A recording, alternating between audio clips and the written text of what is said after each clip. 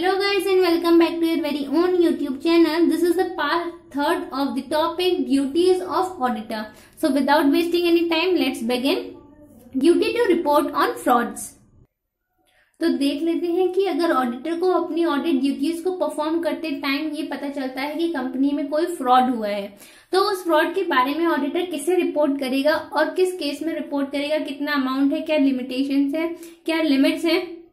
ये सब चीजें हम इसी टॉपिक में डिस्कस करने वाले हैं. तो without wasting any time let's begin. First है reporting to the central government, यानी कि जो ऑडिटर है वो किस केस में सेंट्रल गवर्नमेंट को फ्रॉड के बारे में रिपोर्ट करेगा. As per section 143 subsection 12 of the companies act 2013 read with rule 13 of the companies rule 2014, यानी कि सेक्शन 143 सबसेक्शन 12 और कंपनीज रूल के रूल 13 के according, if an auditor of a company in the course of the performance of his duties as auditor, यानी कि जो company का auditor है उसे अपनी ड्यूटीज को परफॉर्म करने के जो उसका ड्यूरेशन होता है, इंडिविजुअल ऑडिटर के केस में 5 इयर्स का ड्यूरेशन और ऑडिट फर्म के केस में 10 इयर्स का जो ड्यूरेशन है, उसके उस टाइम पीरियड के बीच में जो ऑडिटर है उसे ये पता चलता है कि कंपनी में कोई फ्रॉड हुआ है. Has reason to believe that an offence of fraud, यानी कि उसके पास काफी उसे भरोसा है कि कंपनी में कोई ऑफेंस, कोई फ्रॉड हुआ है, which involves or is expected to involve individually an amount of ₹1 crore, और जो वो फ्रॉड है उसमें कम से कम अमाउंट जो है वो 1 करोड़ रुपीज से ज्यादा का इन्वॉल्व है, is being or has been committed in the company by its officers, और जो फ्रॉड हुआ है वो कंपनी के ऑफिसर्स और जो उसके एम्प्लॉयज हैं उन्होंने मिल करके किया है, और जो फ्रॉड का अमाउंट है वो 1 करोड़ रुपीज से ज्यादा है. तो उस केस में जो ऑडिटर है उसकी ये ड्यूटी होती है कि उस फ्रॉड के बारे में ऑडिटर सेंट्रल गवर्नमेंट को इन्फॉर्म करेगा, सेंट्रल गवर्नमेंट को रिपोर्ट करेगा. Then the auditor shall report the matter to the central government within such time and in such manner as prescribed. वो रीजनेबल, तो जब उसे फ्रॉड के बारे में पता चलेगा तो वो रीजनेबल टाइम, जो भी रीजनेबल टाइम होगा उसके उस टाइम लिमिट के अंदर अंदर सेंट्रल गवर्नमेंट को उस फ्रॉड के बारे में रिपोर्ट करेगा. Next is reporting to the audit committee or board, यानी कि किस केस में जो ऑडिटर है वो फ्रॉड की जो इन्फॉर्मेशन है फ्रॉड के बारे में ऑडिट कमेटी या फिर बोर्ड को रिपोर्ट करेगा. ऑडिट कमेटी और बोर्ड का ऑप्शन, यानी कि हमने अपनी पिछली वीडियोस में भी ये डिस्कस किया था कि ऑडिट कमेटी बनाने के लिए हर कंपनी की कुछ लिमिट्स होती है, कुछ क्राइटेरिया होता है. अगर कंपनी कुछ कंडीशंस को फुलफिल कर रही होती है तो उस केस में कंपनी को ऑडिट कमेटी बनानी होती है, अदरवाइज बोर्ड. तो यानी कि अगर किसी कंपनी ने ऑडिट कमेटी बना रखी है, फॉर्म कर रखी है, तो उस केस में जो ऑडिटर है वो ऑडिट कमेटी को रिपोर्ट करेगा फ्रॉड के बारे में, और अगर कंपनी में ऑडिट कमेटी नहीं है तो बोर्ड ऑफ डायरेक्टर्स को रिपोर्ट करेगा फ्रॉड के बारे में. So in case of fraud involving lesser than the specified amount, यानी कि कोई फ्रॉड ऐसा है जिसमें स्पेसिफाइड अमाउंट यानी कि जो 1 करोड़ रुपीज है उससे कम का अमाउंट इन्वॉल्व है फ्रॉड में, then the auditor shall report the matter to the audit committee constituted under section 177 or to the board in other cases within such time and in such manner as prescribed. यानी कि अगर fraud में amount जो involve है वो 1 crore rupees से ज्यादा का है तो ऑडिटर सेंट्रल गवर्नमेंट को रिपोर्ट करेगा,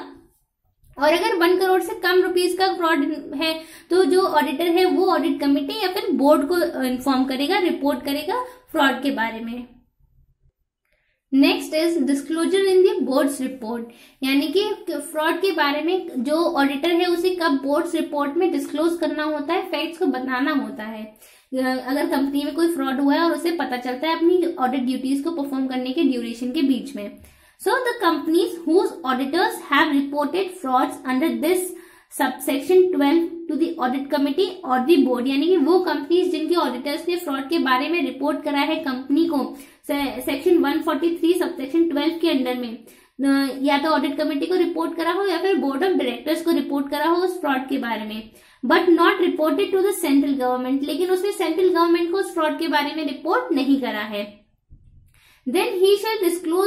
the company shall disclose the details about such frauds in the board's report in such manner as may be prescribed. तो उस केस में जो कंपनी है वो अपनी बोर्ड्स रिपोर्ट में उस फ्रॉड के बारे में डिस्क्लोज करेगी, उसके फैक्ट्स को बताएगी कि कंपनी में ऐसा कोई फ्रॉड हुआ है जिसके बारे में कंपनी का जो ऑडिटर है उसने एग्जामिन किया, ऑब्जर्व किया, और ऑडिटर ने ही उस फ्रॉड के बारे में कंपनी को रिपोर्ट किया. Next is Subsection 13 of the Section 143 of the Companies Act 2013 safeguards the act of fraud reporting by the auditor if it is done in good faith.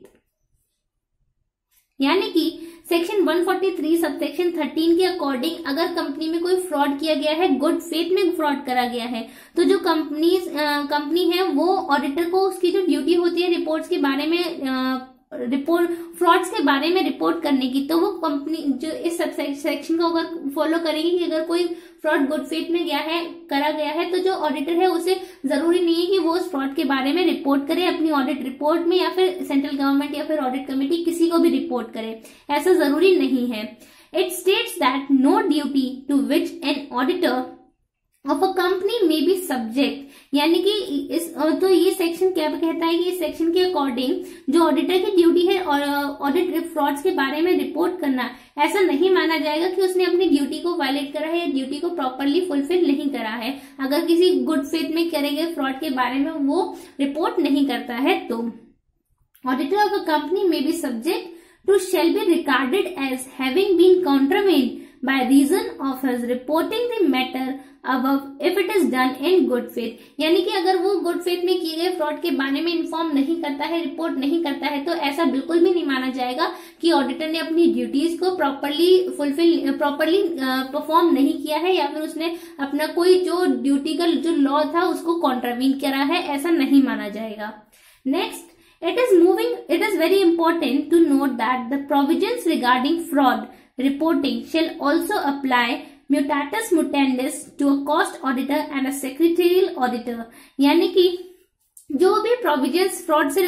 से जो रिलेटेड जितने भी प्रोविजंस है वो सिर्फ और सिर्फ कंपनी ऑडिटर पे इंक्लूड नहीं अप्लाई नहीं होते हैं. म्यूटाटिस म्यूटेंडिस का मतलब होता है ऑफ द सेम क्लास, यानी कि जो भी प्रोविजंस कंपनी ऑडिटर पर अप्लाई होते हैं फ्रॉड के केस में, duty to report on frauds के केस में, वही प्रोविजंस जो है वो कॉस्ट ऑडिटर और जो सेक्रेटरियल ऑडिटर होता है उस पर भी अप्लाई होते हैं. इनके लिए अलग से प्रोविजंस नहीं बनाए गए हैं, इन पे भी यही प्रोविजंस जो है फ्रॉड के वो अप्लाई होते हैं. During the performance of his duties under section 148 and section 204 respectively, यानी कि जो कॉस्ट ऑडिटर है उसका जो भी क्राइटेरिया है फ्रॉड्स के बारे में वो सेक्शन 148 में डिस्क्राइब करा गया है, और जो सेक्रेटरियल ऑडिटर है उसकी जो भी प्रोविजन है ड्यूटीज है वो सेक्शन 204 में बताई गई हैं. तो उसमें भी जो फ्रॉड के बारे में जो प्रोविजंस कंपनी ऑडिट पर लागू होते हैं वही कॉस्ट ऑडिटर और सेक्रेटरियल ऑडिटर पर भी अप्लाई होंगे. If any auditor, cost accountant or company secretary in practice do not comply with the provisions of subsection 12 of section 143, यानी कि कोई भी कंपनी ऑडिटर, कॉस्ट अकाउंटेंट या फिर कंपनी सेक्रेटरी सेक्शन 143 सबसेक्शन 12 को कंप्लाई नहीं करता है, इसके प्रोविजंस को फॉलो नहीं करता है, then he shall be punishable with fine which shall not be less than 1 lakh rupees but which may extend to rupees 25 lakh rupees. यानी कि सेक्शन 143 सबसेक्शन 12 के अकॉर्डिंग अगर ऑडिटर को ये पता चलता है कि कोई फ्रॉड हुआ है कंपनी में, तो उसकी ये ड्यूटी बनती है कि वो उस फ्रॉड के बारे में रिपोर्ट करे, चाहे तो सेंट्रल गवर्नमेंट को करे या ऑडिट कमेटी या फिर बोर्ड को करे, जैसा भी केस है वैसा. लेकिन अगर फ्रॉड के बारे में पता चलने के बाद भी ऑडिटर उस फ्रॉड के बारे में रिपोर्ट नहीं करता है, तो उस केस में वो पनिशेबल होगा, उसके ऊपर फाइन इम्पोज किया जाता है जो उसकी मिनिमम अमाउंट 1 लाख का होगा, लेकिन वो फाइन बढ़ते बढ़ते मैक्सिमम लिमिट 25 लाख रुपीज तक जा सकता है.